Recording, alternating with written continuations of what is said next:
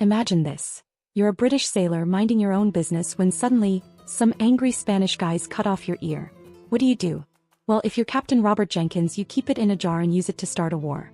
Welcome to one of the most ridiculous conflicts in history, the War of Jenkins Ear. But first, make sure to like this video, subscribe, and hit that notification bell. Trust me, you don't want to miss out on more crazy history like this. Now let's rewind to the early 1700s. Britain and Spain hated each other passionately. It was like the 18th century version of a toxic Twitter feud. The Spanish were out there stopping British ships, searching for smugglers. And one unlucky dude, Robert Jenkins, ended up losing an ear over it. Jenkins was just your average British sea captain, cruising the Caribbean in his ship, the Rebecca, in 1731, when a bunch of Spanish Coast Guards stormed on board. Back then, the Spanish Coast Guards were allowed to board British ships suspected of smuggling. But the Spanish commander, Juan de Leon Fandino, probably wasn't feeling too friendly that day. He accused Jenkins of smuggling, tied him up, and cut off his ear. Fandino, being extra dramatic, handed Jenkins his own ear and said, "Go tell your king I'll do the same to him." At least that's the British's side of the story. Now, when most people lose an ear, they move on with their lives sometimes. But you can be sure Jenkins wasn't so gracious.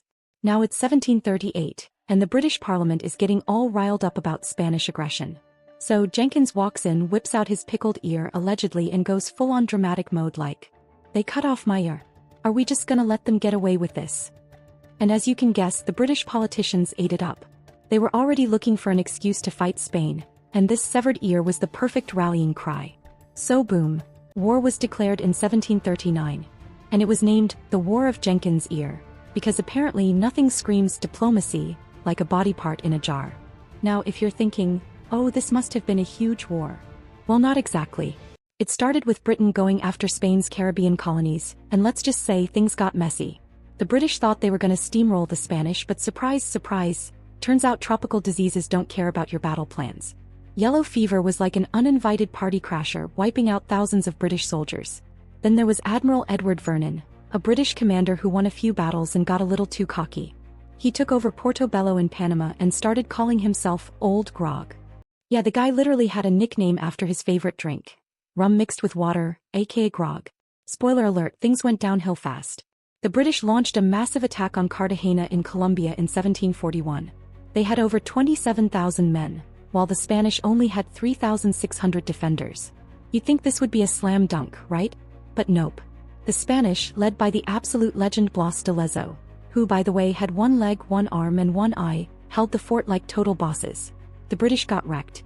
Disease, bad planning, and a whole lot of hubris turned it into a disaster.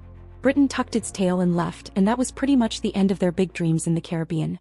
After all that chaos, the war kinda just fizzled out and got swallowed up by a bigger war. Because, Europe can't go 5 minutes without fighting.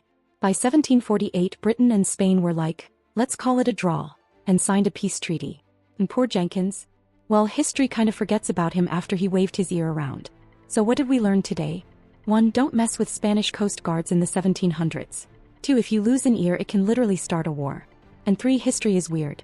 If you like this story, smash that like button, subscribe, and hit the bell so you never miss another crazy history lesson. And hey, what do you think is the weirdest war in history? Drop your thoughts in the comments.